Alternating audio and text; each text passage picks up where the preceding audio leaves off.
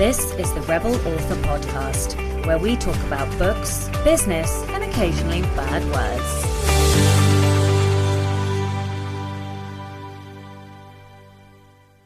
Hello, Rebels, and welcome to episode 77 of the Rebel Author Podcast.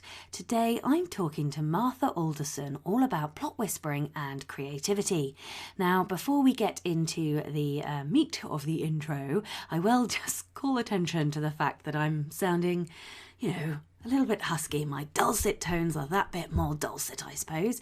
It's a sort of embarrassing confession, and I suspect it will come as no fucking surprise to any of you that essentially I burned myself out and got myself a little bit sick. I don't have COVID. I didn't have any of the symptoms. I did phone the line and was like, do I need a test? And they were like, no, you're just a workaholic. Anyway, so I'm fine. I'm just a bit husky, and I don't know, I quite like it. I kind of wish my voice was this husky all the time. It's kind of sexy. Anyway, moving swiftly onwards. Last week's question was, what do you find most difficult about the business side of writing? Erin McKnight said, marketing is the hardest part. I never know where to draw the line, so I'm not just pouring money into an endless pit. Arabelle said, currently as an unpublished writer, I'm a bit overwhelmed about needing to build up a following. We've had comments from Carrie and Tom and Scott. Scott said there are so many fucking decisions to make, which I'm sure I have spoken about decision fatigue on this podcast, and if I haven't, I really bloody ought to have, but it is real and it is a thing. Ian Worrell says getting sales. Val says, I need step-by-step guides on how to do things, so legally setting up the business and understanding the taxes would be the hard part for me. Lots of other comments as well, so thank you very much to everybody who took the time to comment on the question. This week's question is, do you plot pants or plants? Yes, let me know. Do you outline everything? Do you do skeleton drafts? Do you write into the dark? How do you write? The book recommendation this week is The House in the Cerulean Sea by T.J. Klune. Now, I have been recommended this book so many times, and because I am a book whore, I have about 85,000 books on my TBR. However, I started reading this just yesterday, so I have not finished it, but oh my God, I am in love with this book already. It is, I didn't actually know that this was how it was described, but one of the blurb quotes, because there's this thing, so I don't read book blurbs before I read the books, so as can happen over the weekend, I picked up what I thought was a young adult contemporary book about like crime, murder, that kind of stuff, and it actually ended up being a somewhat historical young adult fantasy horror type novel. So not actually what I wanted in any way, shape or form. And that's because I don't read the fucking blurbs. Anyway, so this book, I did not know that this was how it was described, but I literally came up with the same quote as, funnily enough, Gail Carriger. Anyway, the quote goes something like, this book is 1984 meets Douglas Adams meets Terry Pratchett. It is simply exquisite. It has I am not even going to tell you anything else, but the dialogue is so witty and snappy. The fantasy elements are just divine, and it is so happy and joyful, and everybody needs some positivity in their life right now, and you guys need this book. So just do yourself a fucking favour and buy the book and read it, put it at the top of your pile, because you'll thank me later. So a quick reminder that the Rebel Author Diaries Anthology submissions are now open, and they will be open until the 30th of June. So you're going to hear me talking about it a lot. So yes, if you haven't submitted yet, then you can, or at least you can go and find out, because I'm sure it will take you a little bit of time to write your story. Hey, I haven't written my story yet, so, there's time.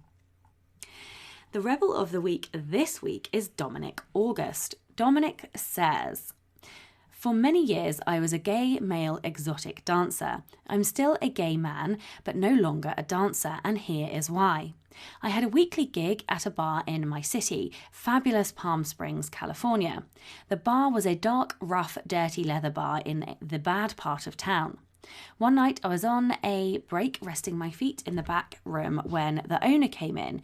He saw me wearing boots and I was in underwear and a smile and basically nothing else. And he assumed that that was an invitation for sex. It wasn't. I took my job very seriously and very professionally. He tried to assert himself by saying how much control he had over the bar and his employees. Then he got up in my face and tried to intimidate me into sleeping with him. I pressed my forehead to his, looked at him dead in the eye and said, "Yeah, what are you going to do about it?" That scared the man and he backed away grumbling, and I assumed that that was the end of it, but I was wrong. At the end of the night, I was enjoying a drink with the bartenders as they cleaned up. We were all chatting, laughing, joking about silly patrons and having a nice time after a long work night. Then the owner appeared again. Not only was he completely drunk, but he was determined to take me home. He put his hands on me and I wasn't going to put up with it. So I told him not only was I not interested, but I was also a happily partnered man. He was ashamed of himself and scurried off. And again, I thought that was the end of it. However, the next day I received a text message from one of his lackeys saying that I no longer worked at his bar. They wanted to go in a different direction. I called bullshit. It was obvious he couldn't control me or have sex with me, so he fired me. It crushed me and I was devastated for a while, but I took my power back. I took back my power and got slapped in the face. Why? Because my line of work is stigmatized very heavily, so there's not a lot of recourse when these things happen, and they do happen often. But I thought, why am I bothering with this dancing nonsense anyway? I've always wanted to be a writer. I was never brave enough to pursue writing before, but after I stood up to that arsehole, I realised that I could have the courage inside me to take anything on. Now I've hung up my dancing shoes and I'm a full-time writer, and I couldn't be happier. I found a supportive community that values my intellect and my ideas and respects me like a human being. In the end, I'm grateful that the douchebag bar owner was such an arsehole, because that experience made me see what I should have been doing all along, which was writing. I love this story. I love it because it's about empowerment. It's about taking your power back. And, I think so often we forget that it doesn't matter who you are, what gender you are, what race you are, it doesn't matter about your marital status. You can still be a victim of assault in this way. And who the fuck did this guy think he was? I mean, what an arsehole. And thank God you did stand up for yourself. And I love that that although this was a horrible and horrific experience, it led you to your dream, and your dream being writing. So, I love this rebellion, and thank you so much for sharing what must have been a, difficult memory for you as well. If you would like to be a Rebel of the Week, please do send in your story. It can be any type of rebellion, big, small, or somewhere in between. You can email your Rebel story to rebelauthorpodcast@gmail.com or tweet me at rebelauthorpod. One new patron this week, a huge welcome and a very big thank you to Jen Roundell. I know Jen, so hi Jen, thank you very much for jumping into Patreon. I really do appreciate it. And of course, a huge thank you to all of my existing patrons. If you would like to support the show and get early access to all of the episodes, as well as bonus content, you can do so from as little as $2 a month by visiting patreon.com/Sasha Black. And just to note that as this goes live, we will have just had the March Poison and Prose Patreon only session, so don't forget that is something that you get as an extra, and you get counted twice in the Rebel Anthology submissions, so a couple more reasons to join Patreon. All right, actually one more thing before we dive into the interview.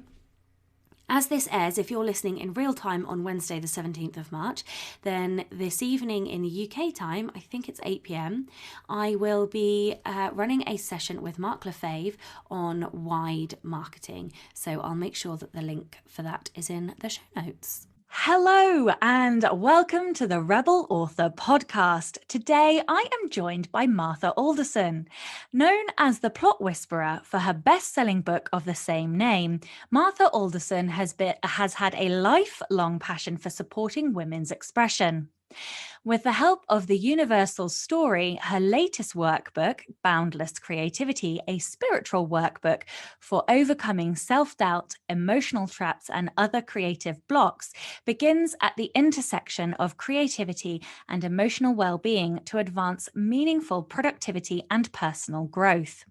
The author of historical fiction and non-fiction books for writers and artists, Martha wrote Boundless Creativity as a journal guide towards creative expression and inner confidence and peace. She lives and writes in Santa Cruz, California.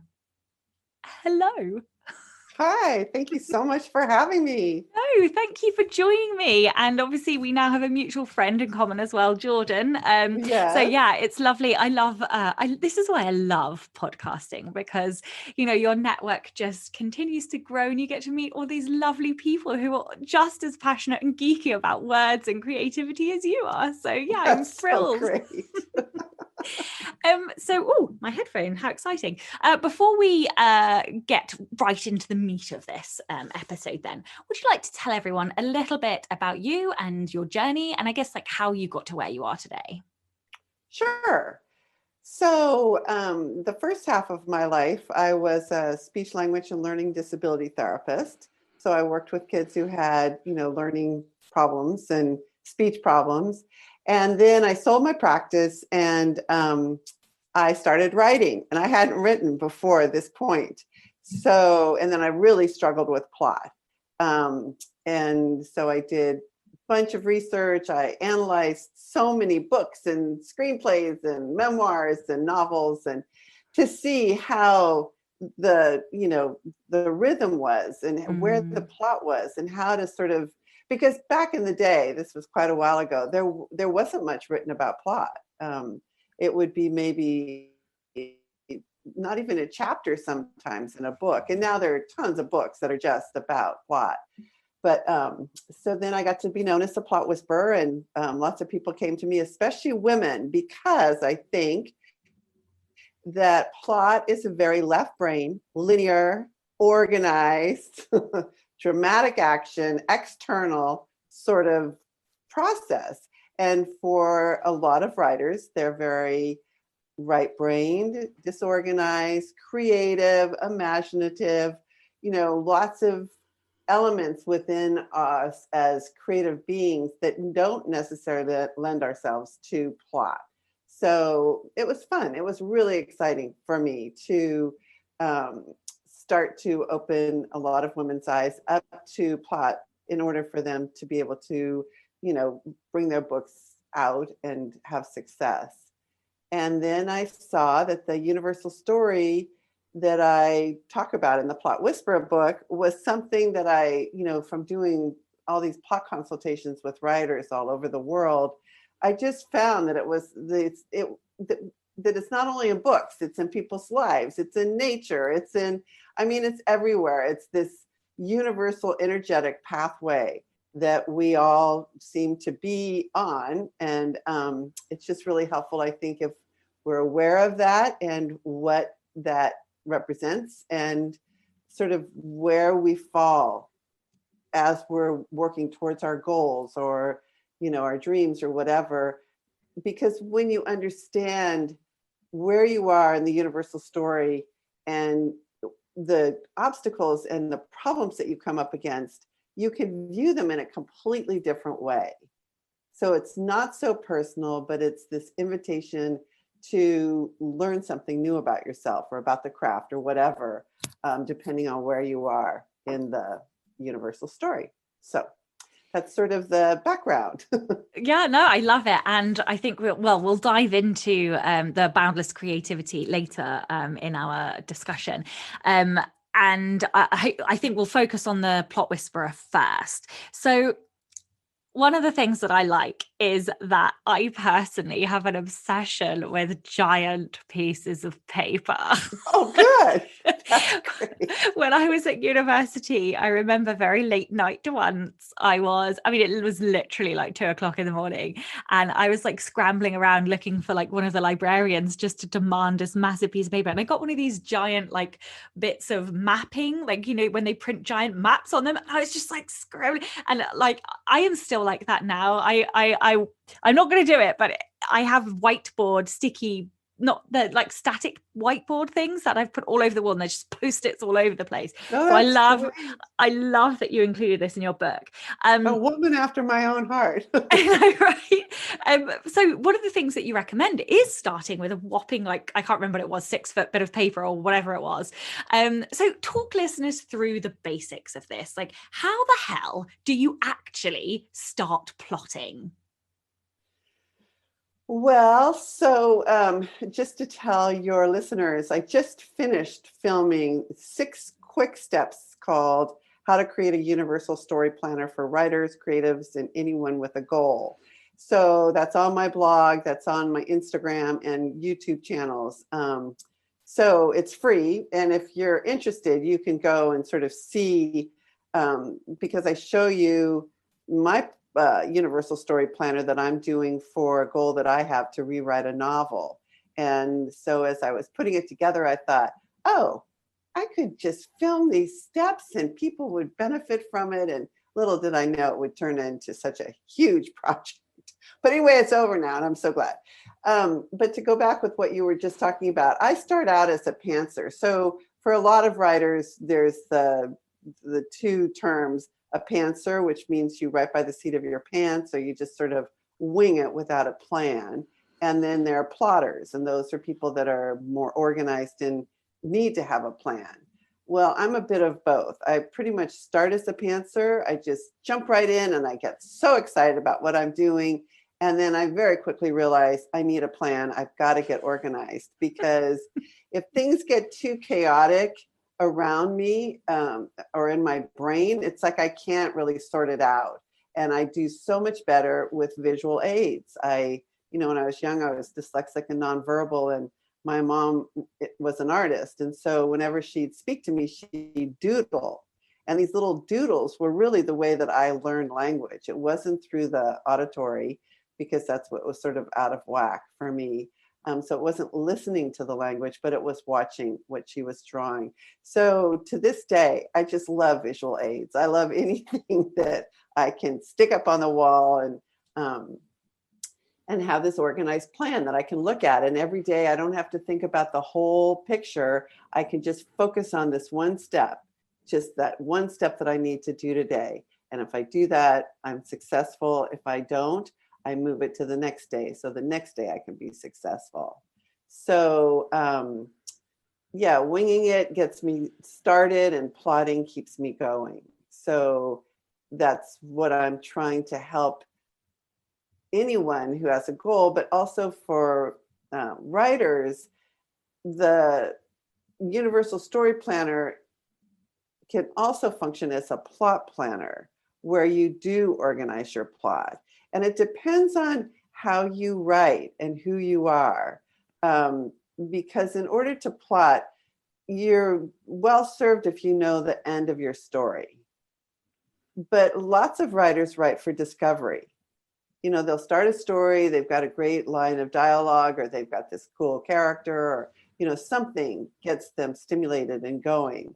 And so then they just write by asking themselves, okay, because this happened to the protagonist, what's she going to do next? And because this happens, how will she then react? And then they, sort of go through the whole story to the end. But at some point, whether you pre-plot before you write, whether you plot along as you're writing, or whether you plot at the end in order to test your plot and your story overall, all writers really benefit from a visual map of where their character is going, and where is the energy the highest, and are the page turnings where they need to be in order to keep the reader active and engaged. Yeah, I'm one of those writers that will typically start with an ending. And funnily enough, I'm somewhere in the middle as well. But I'm the other way around. So I will start with like the ending, like brief notes about the ending, and I will have a list of scenes that I know, and that's what all my post-its are there. Each post-it is a scene, but I won't necessarily know the order that they go in, and I don't write in order either. I'm one of these chaotic writers that, as long as I can see the ending, I'm a gun for it. Like, it doesn't matter. I will jump all over the place, and then I like slot it in. However, I still try and start with some semblance of an outline, even if it is just on post-its, and it's, like, this is my inciting incident, this is my midpoint incident, this is my dark night, this is my ending, and it's like, that might just be 2 words, like he gets punched, or whatever, but that's enough to give me some structure. And then as I go through and I've written words, more times than not, I end up having to re-outline because something goes wrong, or I get a better idea, or, whatever. And so I still don't feel like I'm not comfortable with either pantsing or outlining. And, I can only get comfortable by continuing to write more books. But it is like a perpetual frustration for me that I don't have a very clear, even if my process is chaos, like, I just wish that I had a clear process, because none of my books seem to come out exactly like in the same process.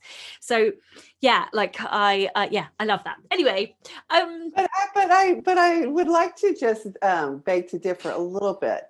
You do have a process. Those post-it notes are what I recommend using, because it does allow you to put them where you think that they're going to belong, just vaguely, and then you could move them as you're writing and see that, oh, maybe I need to switch this up, or it's not the no turning back scene, this is actually the crisis scene, or whatever it happens to be. So the things that I try to help writers with, especially female writers, is not, I have to keep reminding people, plotting is not writing. Writing is putting the words on the page. The plotting and the techniques that I try to share are just to help you keep at it. The most important thing is getting the words on the page. And then you can, once you have a full draft, it's much easier to then sort of step back, and then you can transfer all the scenes that you've just written in a rough draft onto post-it notes, and those you can then plot in place and see what your overall plot looks like, if it's rising and falling, where you think it needs to, because the universal story really is in all of our bodies. If we've been read to a lot as kids, or we read tons of books, it's part of us. It's just this rhythm that is so natural to keep people on the edge of their seats, to keep reading or listening, or whatever your mode of expression happens to be. Yeah. So I think you are plotting, and I think you have a great process. Oh, thank you. Oh, sometimes, but isn't it crazy though? Because sometimes we just need permission. And I talk about this all of the bloody time. I literally have post-its on my computer that say, you have permission. That was the last email I sent to my mailing list as well, to say, like, you have permission, because we, like, especially at the moment where us creatives, and so we are, for listeners listening in the future, we are recording this in early February 2021. And so certainly in the UK anyway, we are still in very tight lockdown. And like, I genuinely feel like creative people are natural rebels. We are natural rule breakers. Like, we literally make shit up for a living. Like, it is our job to lie and break the rules. Like, so this suffocation and this, rules that are being placed on us is just not natural. And so this is why I keep trying to remind myself I have permission to plot or to pants. You know, I wrote a read and magnet short story today and just pants the whole fucking thing because I was like, I don't know what I'm going to write. I'm just going to start writing. And it was amazing fun, you know, like sometimes different stories require different methods, I guess. But yeah, anyway, I suppose like what I'm taking from this is I just have permission to just get the story done, however which way that I plot or out or not, as the case may be. And I think that's really important because we do beat ourselves up. You wrote in some notes that you sent to me ahead of our time together.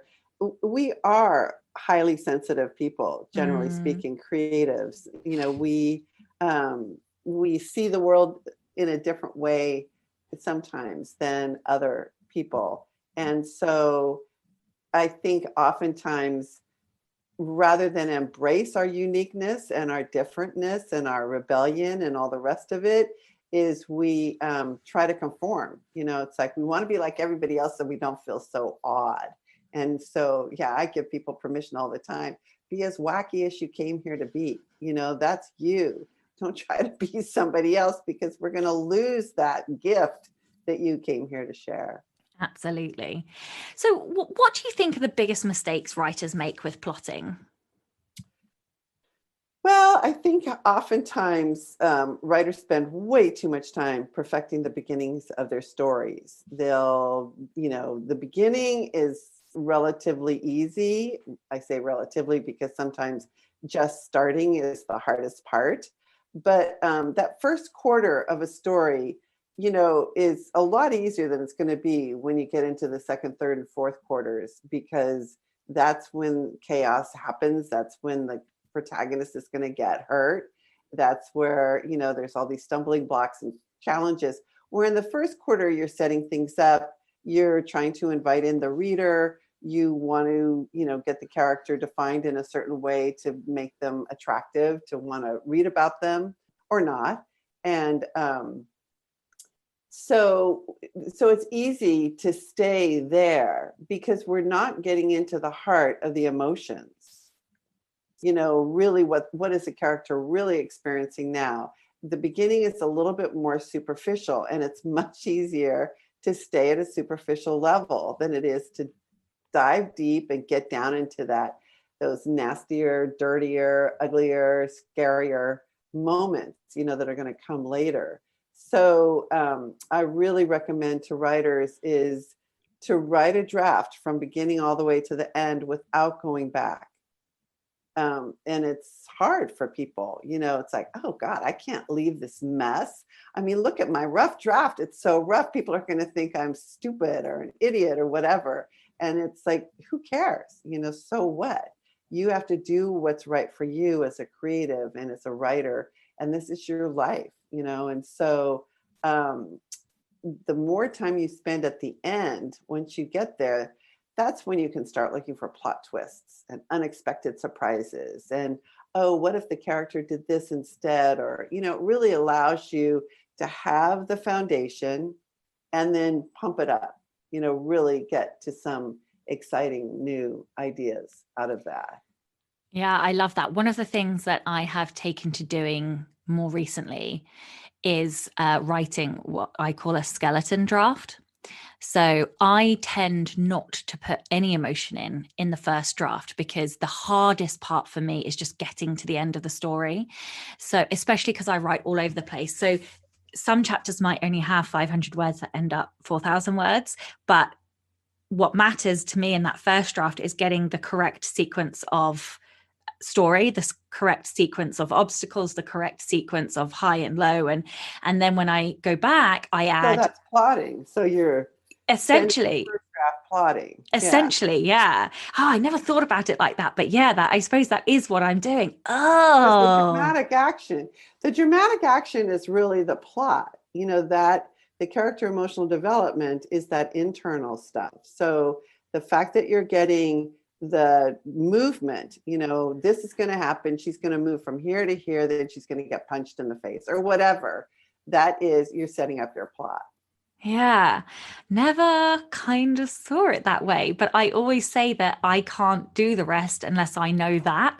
Anyway, that's just me personally. And then in the second draft, it then gets a lot bigger because all the emotion goes in, all the description goes in, all there's quite often a lot of dialogue in that first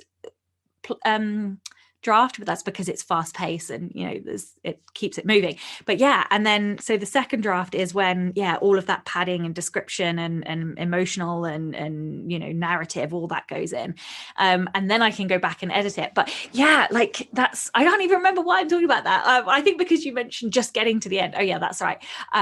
So like that is one tool in my toolkit that I now use just to get to the end, because there is such like emotional relief for me in just getting to the end, because then it's like proving to myself that I can do it, even though it's a trick, because I haven't got a 80,000 word draft. I might only have 40,000 or 50,000, but the story's there, so no, I think that's brilliant. I think it's very brilliant, because then when you go back, you can sink into all of the juicier parts, which is all the character parts of it.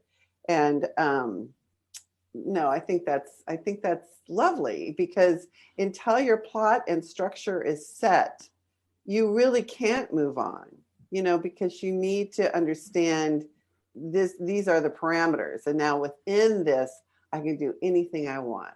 I can change things or just make things more exciting or whatever it is. So I think that's brilliant. My critique partner is the opposite way round. So in her first drafts, it's all emotion exploration and like the inner journey. And then she has to go back in and put in the pace and the structure. And so like, I love that we complement each other and that, like this, anyway, this is why I love creativity, because there is literally no correct way to do this. No. One of the sections in your books, talks about details and using details to enhance plots. So I wondered if you could talk a little bit about the kinds of details that writers can use.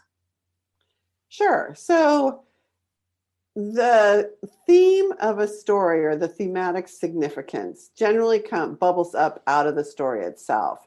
Some writers will have a theme that they want to then prove with their novel. But generally speaking, writers don't always know what their themes are, and they're just writing, and then their critique partner or someone else might read it and say, oh, this is really all about da da da da, whatever. And then, your eyes light up and it's, oh yeah, that's perfect. Write that down. That's exactly what it is. Because sometimes it's hard for us to find our own, the themes in our own stories. Although generally speaking, for the first few books you write, the themes are generally your own personal themes that you're trying to figure out, although you might not know that at the time. So the more that when you finish the whole draft, you look for the themes, what am I really writing about in this book? If it's about betrayal or about, revenge or, whatever these bigger thematic concepts are, then you can determine the details that you're going to use, because the details really are best when they enhance the thematic significance. In other words, that you find words that somehow will contribute to the theme, so that they're not just words that are beautiful or poetic or whatever, but that they really come up through the story itself to bring more meaning to the overall thematic significance. And so you're sort of nailing that in over and over again every time you pick an authentic detail that really seems to fit thematically and works for the time period that you're writing. Yeah, I'm trying to think of an example of that in practice from something I've read recently. I suppose even representing your theme in your side characters, or their choices as well, is another way to do that. Yeah, something will come to me. Okay, so a lot of writers struggle with the middle of their book. So what advice do you have to help writers tighten up their plot in the middle of their books? Okay, so if you think of the middle as where the true story really begins, the story doesn't truly begin until the protagonist crosses over from the beginning into the middle, at that no turning back energetic marker. And so once they pass into the middle, they are really moving into the territory of the antagonists or the territory of opposition, because this is where they're going to, you've got to know what your character wants, what their goal is. And then once you know that and you sort of know who the characters are because you've introduced them in the beginning, then you look for using those secondary characters as antagonists to interfere with the protagonist making progress towards their goal. Certainly a lot of the obstacles are going to come internally, out of fear or insecurity or doubt or whatever.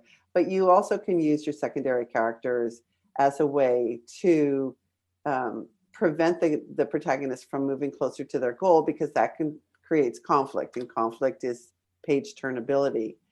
And then for those of you who do write all the way to the end and you have a full, rough draft, and it can be as rough as it has to be and as short as it has to be, but you have all your major turning points in place. Then when you know who the character is at the end and what they're going to do at the climax or their triumph, you can then do what I call, you can deconstruct the character, and you can also do a task analysis. In other words, you can look at who the character is at the end, what traits they need, what clues they need, what belief patterns they need in order to be successful at the triumph. And then you strip those away from them early on, like in the first quarter. They don't have that. They don't have the belief in themselves. They don't have the physical strength they need. They don't have the clues that they're going to need to have in order to, solve the mystery or whatever. And then in the middle will be opportunities, again, with these secondary characters or whomever, to teach the characters what they need to know in order to be successful at the end. And it's not blatant. It's not like, oh, I'm learning this now, the protagonist says, because I'm going to need it later. But it comes up out of the overall plot. It's just the next scene, because this happens. Now the character needs to learn how to do this next. So that it gives you the middle, this opportunity to both create tension, to keep the pages turning, but also to develop the character and to develop the skills and the abilities and all the things that they need in order to be successful at the end. Mm-hmm. Yeah, absolutely. So I want to move on to Boundless Creativity now. And one of the things that I really liked about Boundless Creativity is that you put us, as in we the creative or you the listener, as you go through the book or the journal, you call it a journal, don't you? You are the protagonist in that journal and story, which makes total sense, except that I don't think in all, I don't really journal now, but in all the years that I did journal, I never really saw myself as the protagonist in that story, which is nuts because of course that's exactly who you are. So I thought it was such a genius way, because you literally talk about like you as in the reader as the protagonist, which I just thought was fantastic. And also you are using story structure to help us through the book, which I just thought was like genius, frankly. Oh, thank you. I'm so glad. Yeah, no, I thought it was brilliant. I can't remember if I've said this already on the podcast or if I said this before we started, but please do stop me if I have already said this. So I think, because we are rule breakers and creatives, we're finding it very hard to be creative in this environment, like with the lockdowns. And a lot of creators and writers are in crisis, like be it because of family problems or, you know, unfortunately losses or deaths in families, because they're locked down, because they themselves get sick, because they're having to work and homeschool and all of this stuff. And I think naturally creative people, perhaps because we're more sensitive or just because our minds have to be more open to our imaginations, we have a tendency to lean towards darkness and darker emotions. And one of the phrases, I hope you don't mind me quoting the book, one of the phrases that struck me was, a project I've worked on for years, I still haven't completed, and it eats at me. Now, I literally, like, I'm getting goosebumps even saying that, because I have that project. Like, I have a project that is literally over 2 years late because I just can't finish the fucking book. And I mean, I drafted it now and it's still wrong. And actually, funny enough, I recorded a podcast last night and I think I have finally worked out the problem. Yeah. And it was literally because I am writing a heroine's journey, not a hero's journey. And I didn't quite have the motivation aligned with what a heroine's journey should be. So now I know I can go and fix it. But like that phrase that you use in your journal is something that, I mean, I felt it so personally that it almost hurt to read the line. And so I wondered if you would talk a little bit about how writers can deal with these darker emotions, like they are really strong emotions that we feel. And so, yeah, how can we deal with these darker emotions? Well, I think first is to identify what you're feeling, really get in touch with what you're feeling, because lots of times that's the problem, is that we don't slow down long enough to check in with ourselves. We just walk around angry or scared or upset or frustrated or discouraged or whatever it is. And somebody says, what's wrong? And there's nothing wrong because we're not checking in. So it's really important, I think, throughout the day, just to check in with yourself, how you're feeling, what's going on, where is your energy level? For me, everything is about energy, the energy of the universal story and our own personal energy. And in order to be a creative and to be successful, our energy has to be high. We have to have the energy to go the distance, because it's not always easy to show up every day for our work, especially if we're insecure about what we're doing, or, we're treading on new territory, or it hasn't been done before, or whatever. Or we have these, other people whispering in our ears, oh, you're going to embarrass the family, or whatever it is that you're doing. And then to let yourself really feel it. I mean, don't try to deny it. Don't try to get out of it. Things. Oh, how am I supposed to feel things? But the thing that's really great for writers, especially, is that the more you allow yourself to feel it, the better you can convey those feelings in your story. Because, we work so hard not to use cliches. But if you don't tap into what you're feeling, it's easy to use cliched emotions, saying it the same way that everybody else has always said it. Whereas if you get in touch with your deeper, darker emotions, feel them, see what's happening viscerally, see how that's clouding your mind, see what that's doing to your energy level and your production level, it really will help you become a better writer, because you can then impose or superimpose those sorts of reactions on your character. And then go ahead, sorry. No, I was just going to say, like, I think that's brilliant, because like, to be creative is to be vulnerable.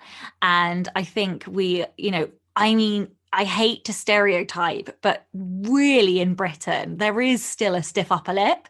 And, we do just get on with things, and we don't really allow our children, and I am making a sweeping generalization. Please don't hate me, British people. I am also British, but, we have this stiff upper lip, and, we sort of don't really cry in public. And actually, feeling these things is scary for some people who, you know, haven't felt much over the years, or for whatever reason that may be. But actually, I think you are so right in that when we just allow ourselves to go in, like be in our bodies and feel those reactions, we can then convey that into our stories. And that's very who was it, I think it's Stanislavski, who used to say, you know, teach the actors, you have to really feel like the emotion of whatever it is that character would have felt. You know, it's not your feelings, it's their feelings. You know, you have to and look back at your experiences.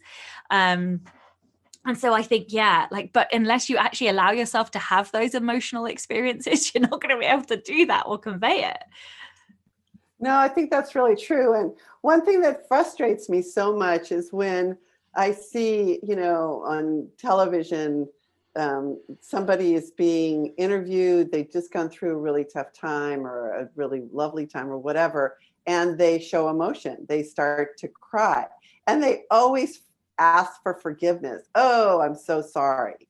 Like, showing emotions is something to apologize for. And I want to scream at the screen and say, no, own it.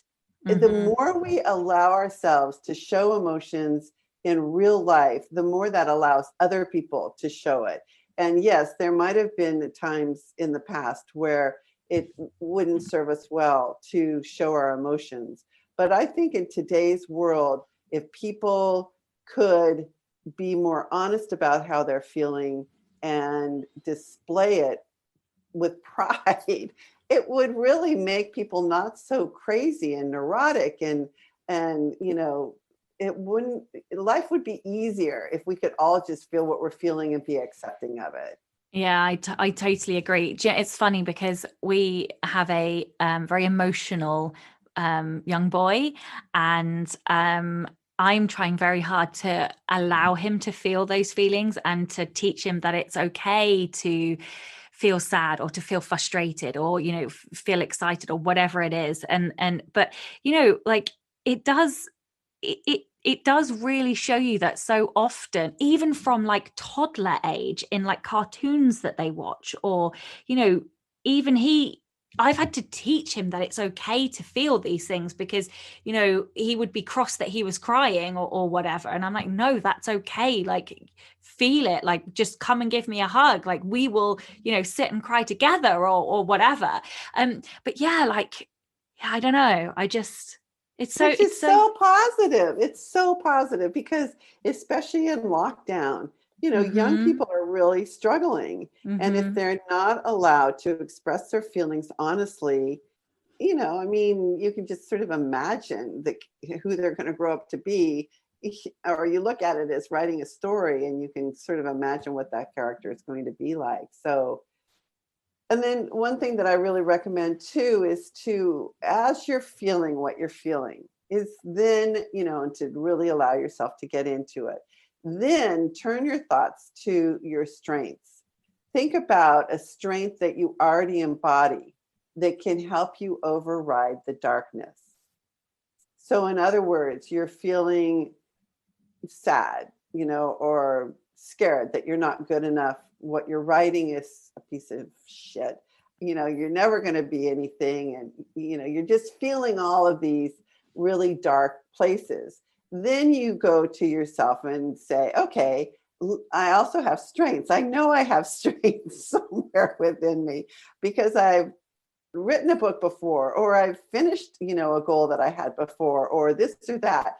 And then find that strength and allow that strength to be paired with the darkness so that you can allow yourself to feel it and then have a strategy to pull yourself out of it. Because of my optimistic nature, I'm going to feel what I'm feeling, but I'm also going to allow myself permission to be happy. You know, it's my choice, and this is what I'm going to choose to do. And I think that that's what's so exciting about writing and being any kind of a creative, is that it allows us a way to get to know ourselves better. That those things that we meet along the way on the universal story are there on purpose. They're intentional.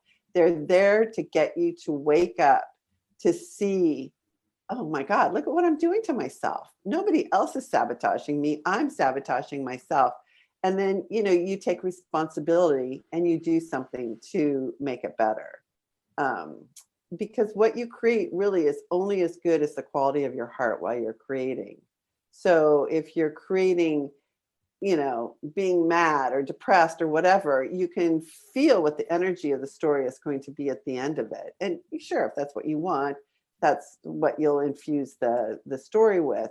But if you're, if what you're doing is a passion and it comes from deep within you, you're going to have to clear a lot of the old stuff away in order to get to that jewel that is within you that wants to come out. But it's been layered with all of the things that we've learned, or the mistakes we've made or the failures we've had or whatever.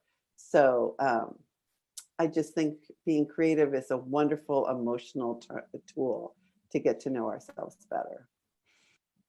My next question is selfish. But it's my podcast, so I'm allowed to ask the occasional selfish question.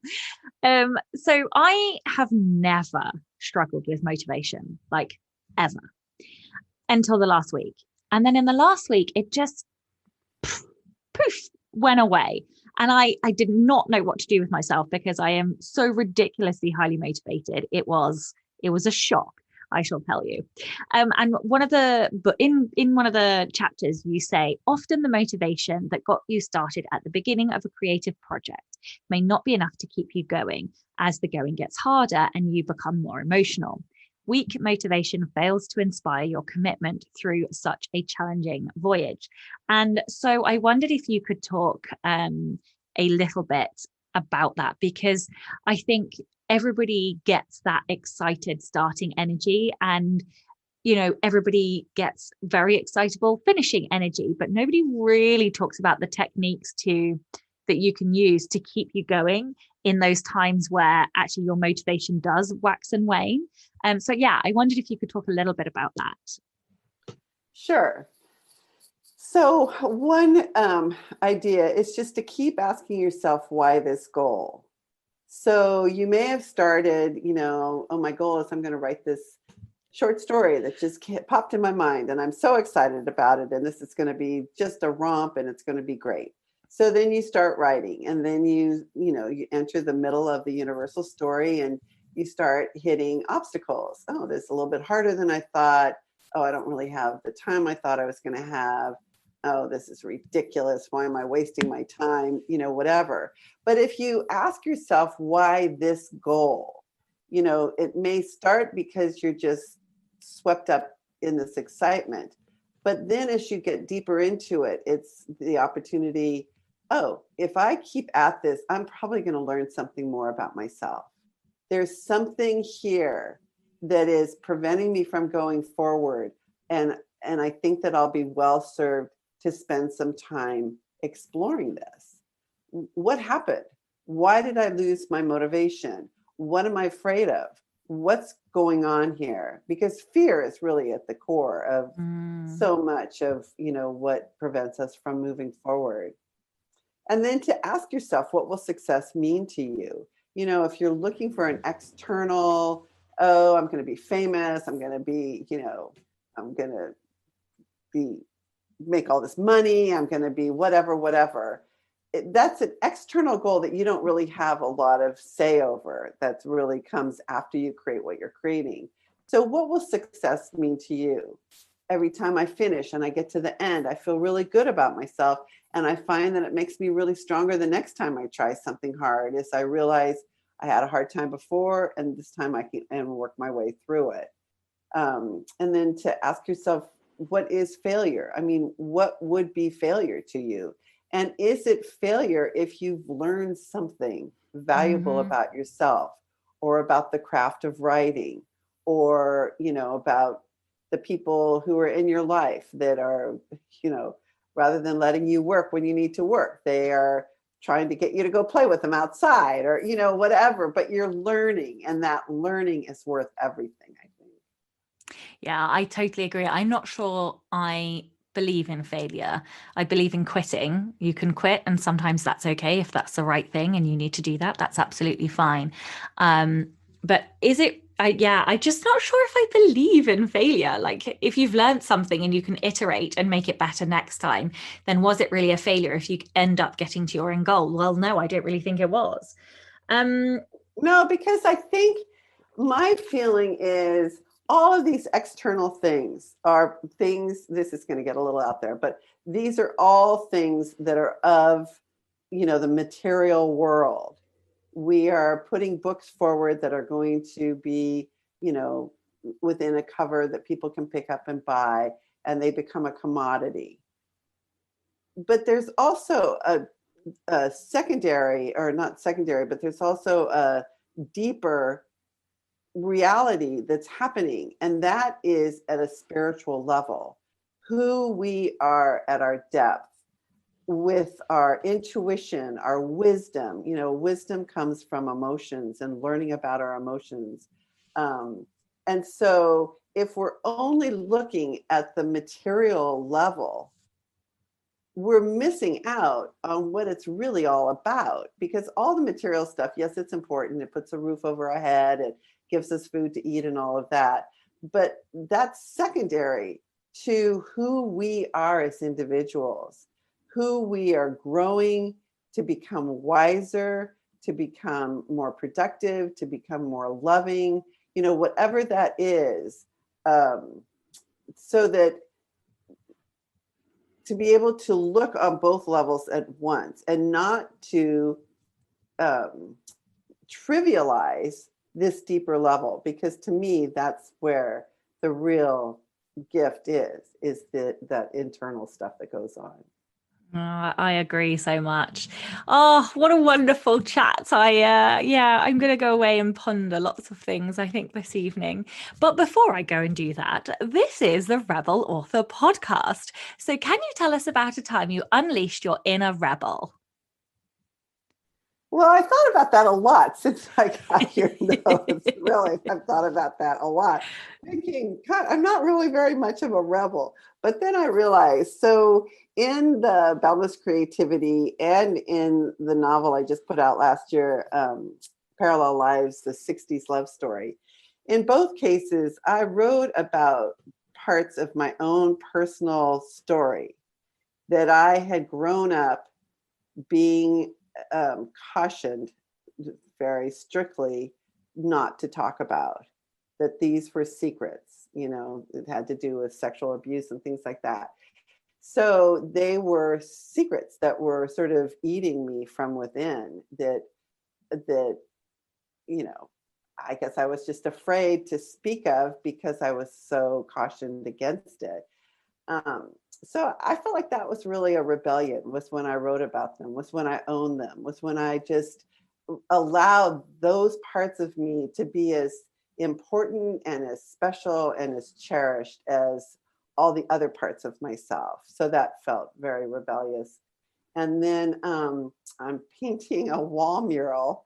I've given myself part of my inner goal for this Rewriting the Avenue is, which is what I talk about in the videos that I just did for the, creating a universal story planner, is I have a tendency to get really excited about what I'm doing and I'll totally burn myself out. It's like I'll forget to eat and drink and I just work until I'm to the point of, I'm about to go nuts. So I'm trying to give myself more breaks in order to not do that. I'm at the age where you think, God, it took you a long time to learn that, but whatever. So one of my breaks is that I now am allowing myself to do this wall mural. Well, I've never done a wall mural before, so I don't know what I'm doing. So that feels a little rebellious. But I also, a few years ago, my husband, who's 10 years older than I am, moved into the little beach cottage next door to me. So it's the first time that I've sort of, since I was young, had my own space where I can really do whatever I want to do. And this wall mural is very, very whimsical, very out of the box, just not anyway, it's part of my rebellion, and I'm really having fun with it. Oh, I love it. I love both of those. What fantastic rebellions. Thank you for sharing. I literally love the wall mural. I can't even say the word. Mural. Yes, thank you. Funnily enough, well, when we stop recording, I'm going to show you the side of my office, not least because I want to show you my big bits of paper, but also because this is the first house we've ever owned. And so this is my first proper office. And when I moved in here, I was like, I want a purple wall. And everyone was a bit like, but purple's so dark. Are you sure you want purple? I was like, I want a fucking purple wall. I'm going to have a purple wall. So instead of painting the entire wall, I sort of frog taped this geometric pattern. And I've got like 2 shades of purple like in the corner, and it makes all the wall look wonky. And I love it. So yeah. Oh, anyway. That's great. I love that. Girl power and girl murals. Anyway. Okay, tell listeners where they can find out more about you and your books. Okay, so my website is marthaalderson.com. And so everything is there. I do give a lot of tips on Twitter, my Plot Whisperer Twitter, my Plot Whisperer Facebook, and Plot Whisperer Instagram. And then I have a YouTube channel with lots of tips, that you can watch the videos. And so anyway, but all of it is, I think you can find everything if you go to the website, and then that will direct you to all these other places. But it has all my books listed there. And, I'm just really passionate about trying to serve, especially female writers, to keep them creating, because I think if we want to create a new paradigm that isn't as patriarchal, putting men at the top, we really have to get in touch with ourselves as women, and not to perpetuate a patriarchal point of view in our stories, but truly, to be able to access the sacred feminine, which a lot of us have never been taught to do. I'm listening to a audiobook by Shaman. I want to say like Jurek, I can't remember. Anyway, I'll tell you afterwards. And he talks about how society needs to get back in touch with like this feminine energy and power. You might like it. I'm gonna recommend it to you after we finish recording. Okay, thank you so much for your time today. No, thank you. I really had a ball talking to you. It's so fun. I know. I love this podcast. I love the opportunities of like talking to such wonderful, interesting, and like mutually creative people. And of course, it's fun to be interviewed by you too, because you're very enthusiastic. I love how you share about your own story, to be able to bring depth to what we're talking about. So this has been a real joy. Thank you. I think it's like, and I will end the podcast in a second, but like, I think that there is power in sharing that vulnerability and, sharing that I have made mistakes and, yes, okay, I might be a full-time writer, but I still mess up, and I'm still learning. And I think that by sharing that, maybe I will help somebody to feel less alone. I don't know. I hope so anyway. Because if we're not learning, then we're dead. I mean, really, what's the point? Exactly. What's the point? Exactly. Okay, well, thank you very much to all of the show's listeners. And of course, an enormous thank you to the show's patrons. If you would like to get early access to all of the episodes, then you can do so by visiting patreon.com/Sasha Black. I'm Sasha Black. You are listening to Martha Alderson, and this was the Rebel Author Podcast. Next week, I'm joined by Tara Kremen from Kobo, and we will be talking about how to sell audio on Kobo, as well as how to sell ebooks and generally just sell more books on Kobo. So join me next week for that. Don't forget to tune in and subscribe on your podcatcher. And when you have a moment, please leave a review.